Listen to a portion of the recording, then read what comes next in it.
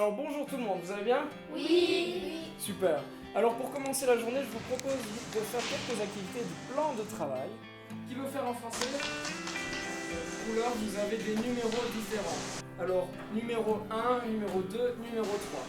Les numéros 1 et 2 sont des exercices, des verbes plus faciles à conjuguer. Alors je vous conseille de prendre cela. Les numéros 3 sont des verbes plus compliqués à conjuguer. Mais peut-être que vous connaissez. Par 2, ce que vous devez... Ah bonjour Alessia, on t'attendait justement. Les autres sont déjà au travail, ils sont pas en travail. Ils peuvent venir s'installer d'abord. Alors maintenant, on va faire de la musique. Ouais! Super, vous pouvez sortir vos instruments. Vous pouvez sortir vos partitions.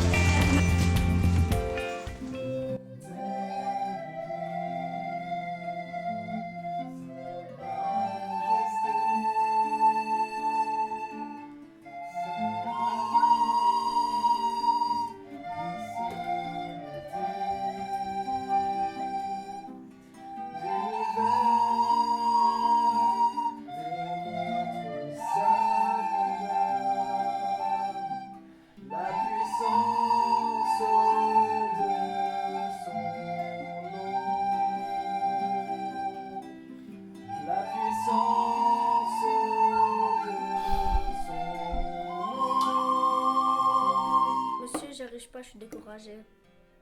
Et tu sais, Lindsay, moi, la musique, quand j'étais plus jeune, c'était comme Bambi quand il essayait de marcher. Hein. Ici, tantôt, par exemple, vous étiez en train de travailler et moi, j'étais en train de faire une partition. Eh ben, regarde, je vais te montrer le travail. Tout en écrivant la partition, quelquefois, je devais aussi parfois lutter contre le bruit de la classe et c'était parfois difficile. J'ai failli être découragé. J'ai failli vraiment dire... J'en ai marre, il faut chaque fois reprendre tout à zéro et recommencer toute la feuille. Ah non. Il faut se mettre un peu de courage, un peu de persévérance pour pouvoir avancer. Oh là là, les enfants, franchement, vous avez super bien joué. Le concert, il commence à bien se préparer là. Et puis, comme Lindsay disait, c'est pas toujours facile. Et Monsieur Christophe l'a expliqué, il dit parfois il faut persévérer dans la vie.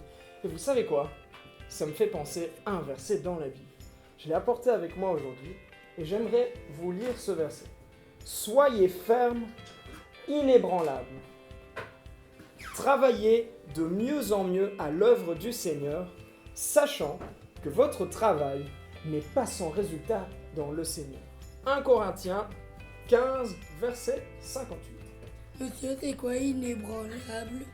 Ah ça c'est une excellente question, Brian. Est-ce que quelqu'un veut bien le chercher dans le dictionnaire? Monsieur, j'ai trouvé. Qui ne se laisse pas abattre, ferme, imperturbable, courageux, inébranlable. Et ça veut dire quoi pour vous ce verset?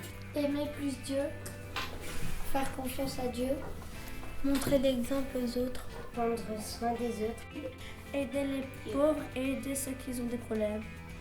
Et monsieur, ça me fait penser à l'histoire du bon samaritain. Et ouais, t'as tout à fait raison, Alexia. Ne pas frapper les autres. Ouais. Et aider maman et papa. Ne pas être égoïste. En servant les autres, on sert Dieu.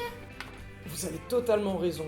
Si vous aimez Dieu tout votre cœur et que vous décidez de le servir, c'est comme Laureline elle a dit, en servant les autres et en faisant du bien autour de soi, c'est Dieu qu'on sert. C'est comme un petit peu cette image du concert. Si on travaille à fond, qu'on persévère, on va avoir un moment génial et les gens qui vont venir au concert vont être là. Waouh! Comme pour ce concert, si vous servez Dieu à fond de tout votre cœur, là vous lui montrez que vous l'aimez. Et ça lui fait, waouh, c'est un super cadeau pour lui. Soyez fermes. Soyez fermes.